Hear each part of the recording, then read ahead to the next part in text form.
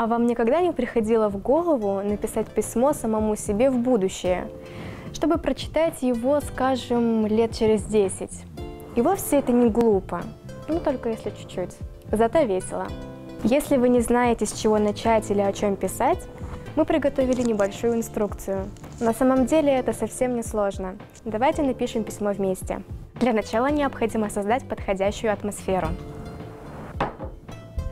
Писать письмо нужно в уединении с самим собой. Поэтому всех своих сожителей необходимо вежливо выставить за дверь и закрыть ее желательно на пару-тройку замков.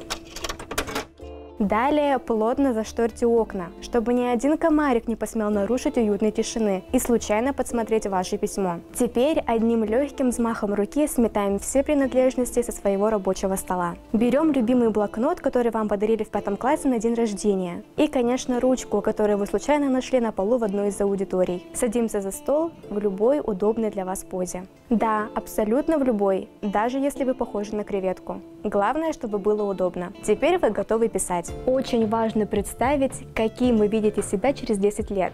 Я, например, вижу себя 30-летней. 30. Красивое число, мне нравится. А если вам не нравится цифра, которая у вас получилась, тогда измените срок письма. Пусть вы прочитаете его не спустя 10 лет, а, скажем, 4,5. Тоже сойдет. Итак, пишем. Привет, имя. Ну, понятно же, что пишем не имя, а свое имя. В общем, вы поняли, едем дальше. Если ты читаешь это письмо, значит, прошло уже столько-то лет. Не забудьте вместо слова «столько-то» написать нужное количество лет.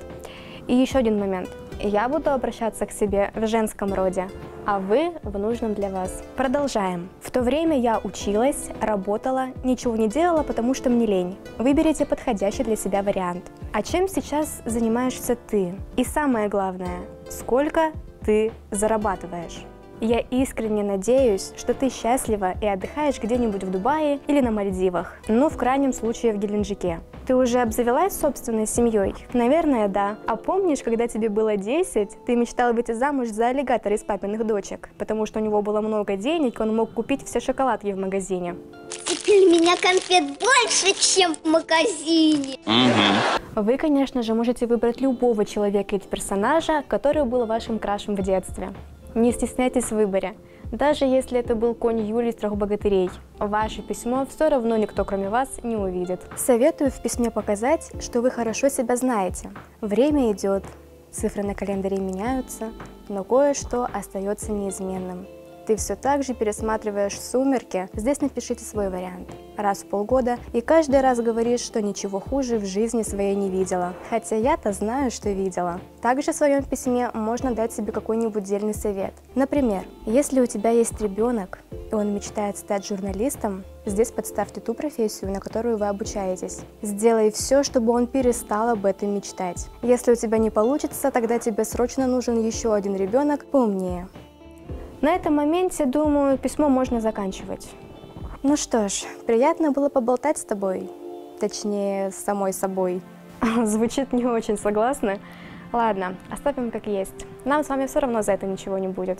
Я действительно надеюсь, что у тебя все хорошо и ты здорова. Хотя тебе уже столько лет, что немного в этом сомневаюсь. И напоследок можно как-нибудь себя подбодрить. Всегда помни о том, как в 11 классе ты отстояла свое мнение перед строгой учительницей, которую, между прочим, вся школа боялась. Если ты это смогла, то все остальное тебе как пальцами щелкнуть. Вы, конечно же, выберете свою жизненную ситуацию, когда чувствовали себя непобедимым. Ну, вот такое письмо у нас получилось.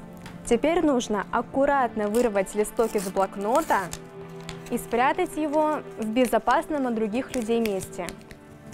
Однако, если вы переживаете, что за 10 лет ваше письмо потеряется или вы забудете про него, можно воспользоваться специальным сайтом. Откройте его в своем браузере, перепечатайте все, что вы написали, и выберите дату отправки. Ссылку на сервис оставили в описании. Вуаля! Теперь вы точно получите свое послание. Пишите себе письма в будущее и не скучайте. Пока-пока!